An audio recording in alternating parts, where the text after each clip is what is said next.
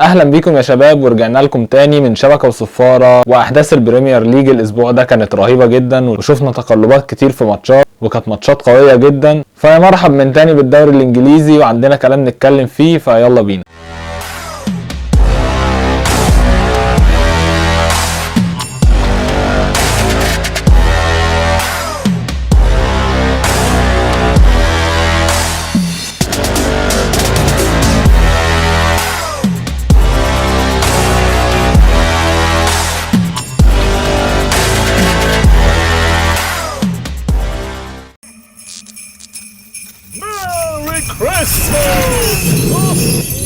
هنتكلم بملخص سريع عن اللي حصل في الاسبوع ده من الدوري الانجليزي. بدأنا يوم الاثنين بمباراة السبيرس وبرنتفورد اللي انتهت بنتيجة 2-2. كانت مباراة قوية جدا. شفنا برنتفورد عرف يتقدم بهدفين من توني، وبعدها شفنا كونتي حاول يرجع في النتيجة ويزنق برنتفورد في منطقتهم ويرجع في اللقاء لحد ما ضغط كتير وقرب من انه يرجع فعلا في النتيجة، ورجع في النتيجة وكان على بعد خطوة ويخطف اللقاء من برنتفورد اللي قدموا مباراة قوية جدا دفاعيا وعرفوا يخطفوا هدفين هجوميا، والمباراة في الاخر انتهت 2-2 ومحدش طلع بالثلاث نقط.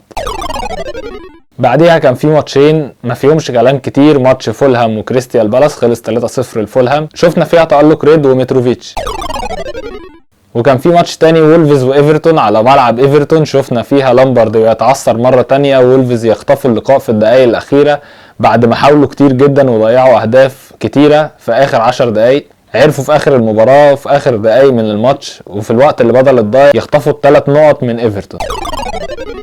وشفنا ماتش نيوكاسل وليستر سيتي، وازاي ليستر سيتي السنة دي بيعانوا فعلا في الدوري، ونيوكاسل ما شاء الله مقدمين اداء كويس جدا، وتريبيير واداء اسطوري في الدفاع ما شاء الله عليهم، فعلا يستحقوا المكان اللي هم فيها دلوقتي ويستحقوا اكتر، واحتمال كبير نشوفهم في التشامبيونز ليج السنه الجايه او على الاقل الدوري الاوروبي. في الاخر عرفوا يخلصوا المباراه 3-0 لصالح نيوكاسل.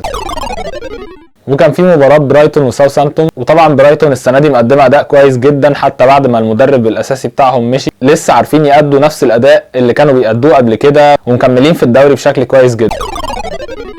وشفنا ماتش قوي جدا ما بين ليفربول واستون فيلا. استون فيلا كانت كويسه الى حد ما، لكن طبعا ليفربول اكلت الماتش من الاول وعرفت تخلص بدري، لكن استون فيلا كانت بتحاول كويس جدا انها ترجع في اللقاء بسبب ان نونيز كان بيضيع كتير جدا وضيع اسيستات كتير جدا من صلاح وضيع فرص غريبه فعلا. هل هنشوف الانهاء ده بيتحسن ماتش بعد ماتش من نونيز ولا هيفضل بالاداء السيء ده؟ انا اتوقع بعد قدوم جاكبو هيكون في تحسن كبير لو لعبوا هما الاثنين سوا، نونيز سترايكر وجابكو ليفت وينج، ولسه هنشوف هيقدموا لنا ايه في يناير. ولو اتكلمنا على الانتقالات هيبقى في كلام كتير جدا، فقالوا لنا يا شباب لو عاوزين نعمل حلقه على الانتقالات بس لوحدها اكتبوا لنا تحت في الكومنتات.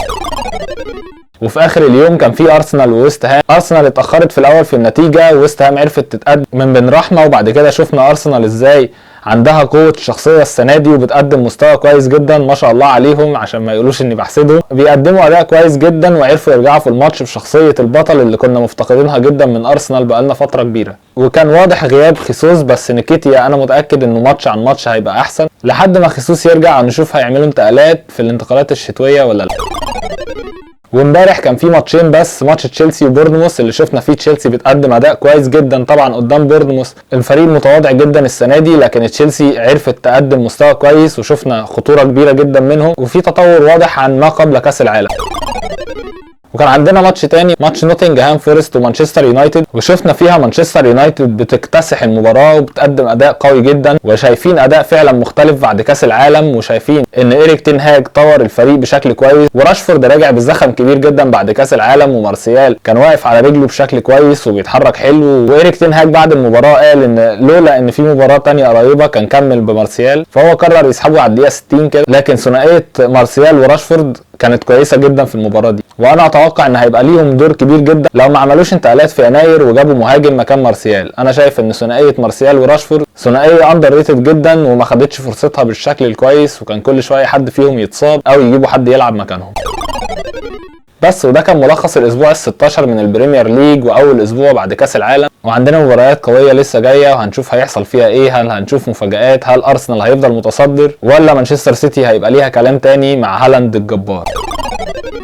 وده اللي كان عندنا النهارده. ما تنسوش لو الحلقه عجبتكم تدعمونا بلايك وكومنت وسبسكرايب عشان ده بيفيدنا جدا، وكل سنه وانتم طيبين بمناسبه راس السنه والسنه الجديده. يلا سلام.